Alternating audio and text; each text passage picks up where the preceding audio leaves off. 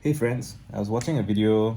What was I doing? I bought this drum pad recently. It's like this drum practice surface, like a round circular thing that you can practice your drum paradiddles on, or just mess around with. And it's been fun. So I think I spent over an hour doing it earlier today. Just go on YouTube and pick a song, pick a whole bunch of songs, and then play the drums on the drum pad like a child. Like I don't really know what I'm doing, but I'm just having fun playing along. And it's been fun. It's been interesting. And why did I bring that up? Oh, so at some point I was watching Queen, right, and Freddie Mercury, and I was just struck by how much people love him for his music and for his s- persona, right? Like his stage presence and the way he carried himself and his body language. I think is extremely distinctive. Like the way if you watch like the Live Aid concert, like the way he conducts the crowd with his gestures, it's very, I want to say cinematic, but it's just very theatrical. It's very moving. That's the interesting thing about it, I think, is that this guy was able to move so many people, part of it by his singing, part of it by his writing, and but I would also say a lot of it is in his embodiment. I think you can say the same is true for like Michael Jackson to some degree, which is like dancing, right? And James Brown, as Michael Jackson described James Brown as one of his influences and Fred Astaire. And I'm just thinking about body language, facial language, intonation of voice, um, cinema, just the cinema in general, right? Like that people fall in love with actors. And I'm not just talking about like, the erotomania kind of thing where people think that they're in a relationship with a celebrity and whatnot. I mean, that it's possible for someone on screen or someone on stage to embody themselves in a certain way that just comes across to people. And I'm thinking about the responses that I've gotten on Twitter to my writing versus the responses that I get on YouTube to my YouTube videos. And I feel like, I'm, well, I'll just to say what I'm going to say, which is that it feels easier on YouTube, but I have caveats to that. I have like things to investigate and question because it fe- you know it took me a long time writing a lot and journaling a lot and talking to a lot of people to get good at expressing myself, which I do most easily in text, I think, or in conversation with people.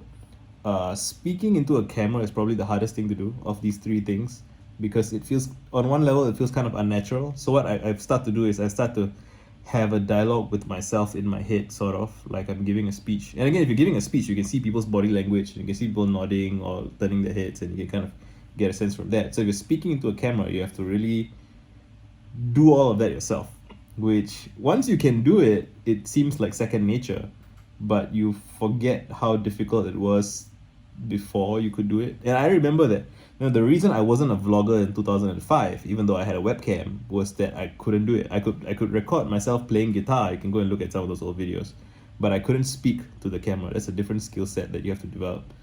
And I'm just thinking about how powerful that is. It's so powerful. It's almost dangerously, frighteningly powerful. And the fact that young people can go online and make videos and upload them, age 13, 14, and in the fact that they're children who are, with their parents. Again, I'm not going to be like a killjoy and say that people shouldn't be allowed to do these things, but it's just something to think about. Like it's very the feedback that you get from the videos that you make and people responding to that, it's different than people responding to tweets. It's like people comment on your appearance. That's nice. That's something different. uh it's something different to deal with. And there's a lot to get into here. I might write an essay or I might make more videos, and if you have any questions, I'd love to hear them. What do you think? But yeah, I'm just thinking about how much easier it has been for me to win people over on YouTube than on Twitter.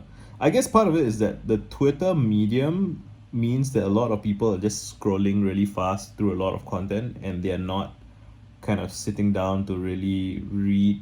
So I do get positive responses on Twitter from people who go through a lot of my threads, and then they write me they write me a long DM, which is very nice. But I'm guessing that you're likelier to encounter hostility or people who misunderstand you or don't understand you, because their usage pattern and their behavior is different when they're scrolling through Twitter. So if you want to engage with, I mean, and again, I'm conflicted about everything, right? If you write blog posts that where you have enough time and space to kind of really articulate your priors, your assumptions, your frame, you tell a story, people tend to respond better to that, I think, but they're less likely to read it to begin with because it's a bunch of effort. So it's like a marketing funnel, really. It's like you use your tweets to win over some people, and part of the cost of that is that you will, some people will dislike it and dislike you, or dislike what they think you are based on your tweets, which is not you, right? Like, no one person is adequately represented by their utterances, let alone their tweets. And so, I'm on TikTok now. I made an account a while ago, and I just started making a few videos. And that's going to be interesting because I'm kind of deliberately choosing to limit myself to the 15-second time limit. You can do 15 seconds or 1 minute, and now they've allowed 3 minutes. But if I'm going to talk for 3 minutes, I might as well make a YouTube video. I'm going to try to make lots and lots of short 15-second TikToks and see how people respond to that. I suspect it's going to be something in between YouTube and Twitter, where I'll probably grow an audience faster than on YouTube, but the audience is going to be less thoughtful because more of them are going to be just scrolling mindlessly and kind of.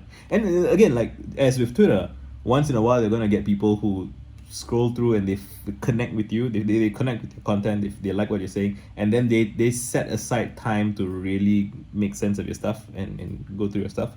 But I'm also going to get a bunch of people who are like, WTF is this? Which will be interesting, right? Let me know what you think. Let me know if you have any thoughts about this. Ask me any questions you like.